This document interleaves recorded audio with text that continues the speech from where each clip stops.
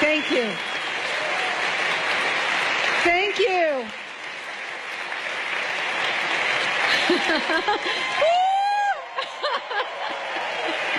I love you too. Thank you very much. I come from Lebanon. I was born and raised in Lebanon, which used to be the only majority Christian country in the Middle East. We were open-minded, we were fair, we were tolerant, we were multicultural. We prided ourselves in our multiculturalism. We had open border policy. We welcomed everyone to come to our country because we wanted to share with them the westernization which we had created in the heart of the Arabic world.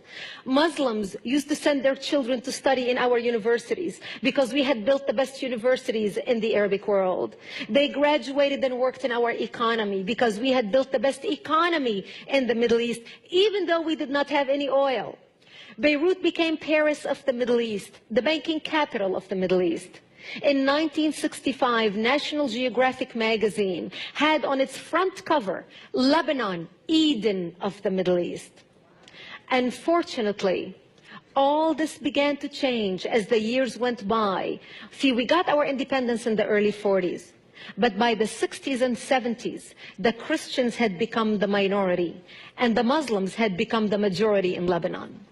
And as the Islamic population grew in the country became less and less tolerant because they started pushing for more rights that were not compatible with our Judeo-Christian value system that we had created. And that's when the problems started. The problem was contained until the influx of the Palestinians out of Jordan in 1970, when Lebanon brought them in because we already had refugee camps. Actually, at that time, Lebanon was the only country in the Middle East to accept the third wave of Palestinians into Lebanon.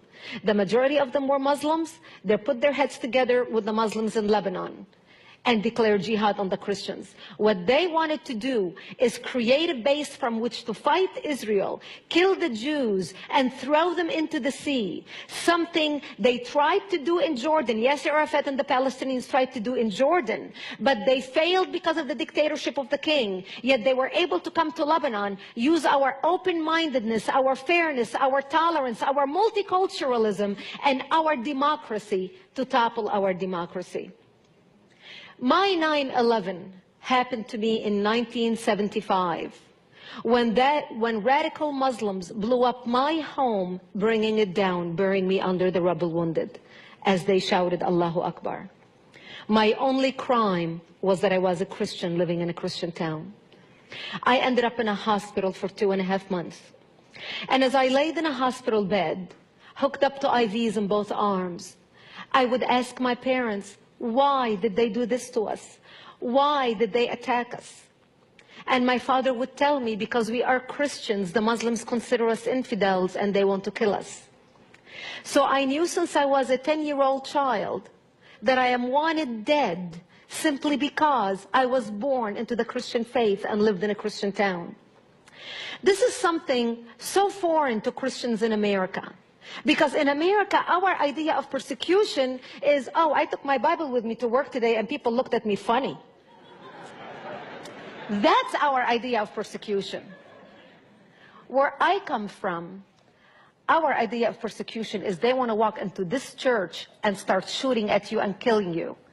Just like what they're doing in Iraq right now, just like what they're doing in Egypt right now, just like what they're doing in Syria, just like what they did in Lebanon.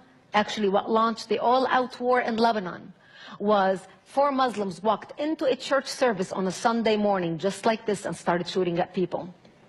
That's what started the Lebanese civil war. My daddy would tell me, oh, America is going to come save the Christians in Lebanon. America and the churches in America are going to hear what's happening to the Christians in Lebanon and they're going to come save us. And then they would say, Britain is going to come save the Christians in Lebanon. France is going to come save the Christians in Lebanon. When they hear what's happening, nobody came and nobody cared. And as we started hearing about the massacres happening in the rest of the country, you see the Palestinians and the Muslims put their heads together and formed 𝐷 Lebanon al-Arabi, the Arabic Lebanese army. And they started massacring the Christians, taking over Christian cities and towns.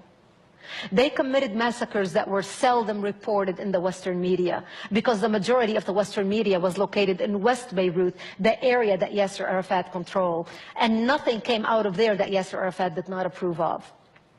They would surround Christian cities and towns and walk in and massacre the people.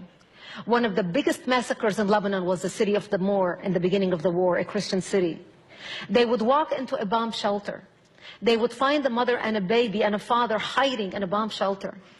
They would take the baby, tie one leg of the baby to the mother and another one to the father, and pull the parents apart, splitting the child in half. They would walk to our churches, urinate and defecate on the altar, and then torch our churches. The last lady that worked for me, I hired her because she was mentally disturbed. I wanted to take care of her and her family. And the reason why she was mentally disturbed is because they walked into her bomb shelter.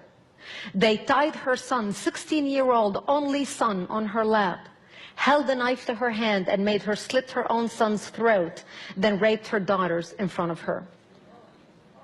These are the stories that went unreported in the Western media. Nobody in the world cared to hear, and nobody in the world understood. And when the leftist Christians, when the Muslims would come to massacring them in these towns, and the leftists would tell them, you can't massacre us. We marched with you. We represented you in courts. We pushed for your rights. We are on your side.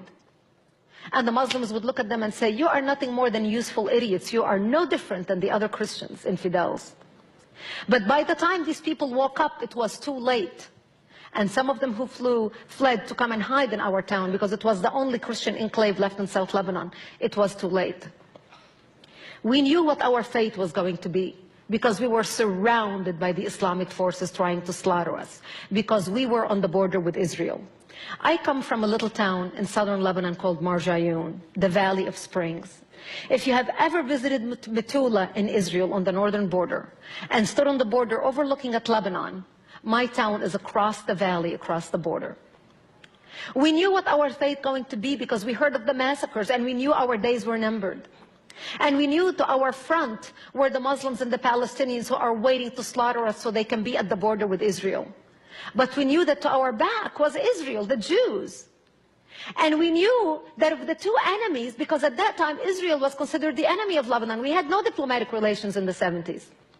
We knew as Christians, if we go to the Jews and beg for help, the Jews are not going to slaughter us because we had more shared values with them than we had with the Muslims.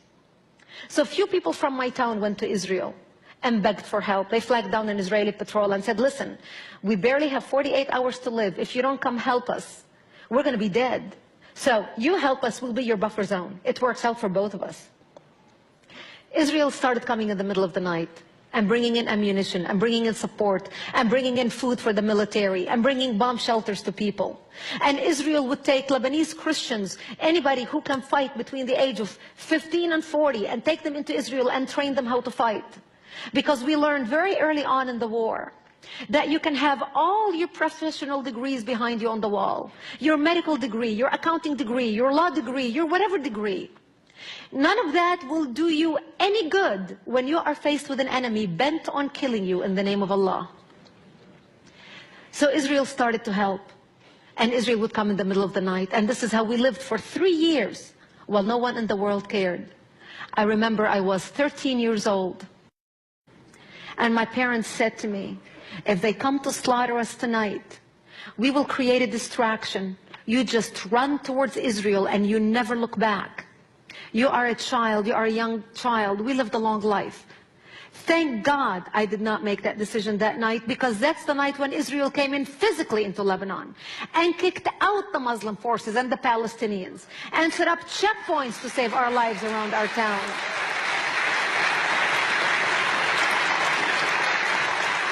And that's how we stayed alive. We went on to live in that bomb shelter like this for another 5 years until 1982, when Israel came in physically into Lebanon, entered Lebanon, all the way to Beirut. And the reason Israel entered Lebanon, invaded Lebanon all the way to Beirut, because Syria at that time, who had come to Lebanon as a peacekeeping force, started shelling Israel from Lebanon, using it as, calling it Lebanese resistance. We Lebanese had nothing to do with it. So Israel, working with the Christian Lebanese in Lebanon, both in South Lebanon and in the capital in Beirut, trying to help the Christians take back their democracy and kick out the radical element out of the country. And Israel was able to come all the way into Beirut, kick out the majority of the Palestinians, including Yasser Arafat, where they kicked him out to Tunisia with his cronies. We came out of the bomb shelter and back to rebuilding our lives. As a matter of fact, in my first book, Because They Hate, titled Because They Hate, I go over pages upon pages. I list pages of all the years and all the attacks against the United States and Western interest that no one paid attention to. And I started realizing that what I used to think was a regional problem between a majority Muslim Middle East trying to kill or expel the minority Christians and Jews had become a worldwide problem. But the world was not paying attention. The world was not connecting the dots. The world lacked imagination. And isn't this exactly what the 9/11 Commission report said after 9/11? We lacked imagination. It's not that we did not know that Osama bin Laden wants to attack us. Osama bin Laden attacked, in the previous 8 years, Osama bin Laden attacked the World Trade Center. In 1993, the only difference between the two attacks between 1993 and 2001 were the buildings did not come down. They attacked our embassies in the Khobar Towers in Saudi Arabia. They attacked our embassies in Africa and Tanzania. They blew up the USS Cole. And then they were so confident that we were so asleep that they came back and attacked the World Trade Center, the exact same spot again, and this time brought the buildings down. We lacked imagination. It's not that we did not know what our enemy wanted to do to us. We are dealing with an enemy for the first time in history that is so open, so clear, so determined. They don't beat around the bush. They're very direct. And the more direct they are, the deeper we dig our head into the sand thinking, na na na na boo boo, I'm not going to listen.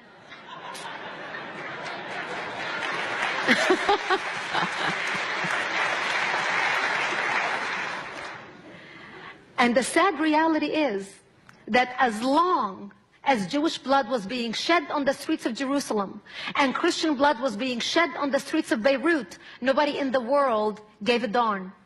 It wasn't until September 11th in the United States that the world woke up and realized, why do they hate us? What did we do to the Islamic world? Very simple words I have for you. They hate us. They hate us because we are infidels. Plain and simple.